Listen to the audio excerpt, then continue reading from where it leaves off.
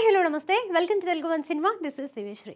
ఇటీవలే విడుదలైన కమల్ హాసన్ శంకర్ల సినిమా భారతీయుడు 2 అందరినీ నిరాశపరిచిన విషయం తెలిసిందే. ఇప్పుడు అందరి దృష్టి రామ్ చరణ్తో శంకర్ చేస్తున్న గేమ్ చేంజర్ పైనే ఉంది. ముఖ్యంగా అభిమానులు ఈ సినిమా ఎలా ఉండబోతుందోననే ఆందోళనలో ఉన్నారు. అయితే ఇప్పటి వరకు ఈ సినిమాకి సంబంధించి వచ్చిన అప్డేట్స్ చూస్తుంటే ఒక యూనిక్ సబ్జెక్ట్తోనే గేమ్ చేంజర్ రాబోతుందనే సమాచారం అందుతోంది. భారీ బడ్జెట్తో దిల్ రాజు నిర్మిస్తున్న ఈ సినిమాను డిసెంబర్లో సంక్రాంతి కానుకగా విడుదల చేయబోతున్నట్లు ఇదివరకే ప్రకటించారు. ఈ సినిమాకి సంబంధించి ఓ కొత్త అప్డేట్ ప్రచారంలో ఉంది. దాన్ని చూసి ప్రేక్షకులు అభిమానులు షాక్ అవుతున్నారు. అదేమిటంటే గేమ్ చేంజర్ చిత్రంలో రామ్ చరణ్ 3 పాత్రల్లో కనిపిస్తాడన్న ప్రచారం జరుగుతోంది. ఇది నిజమేనా అని అందరూ ఆశ్చర్యపోతున్నారు. అయితే ఆ వార్తలో నిజం లేదని తెలుస్తోంది.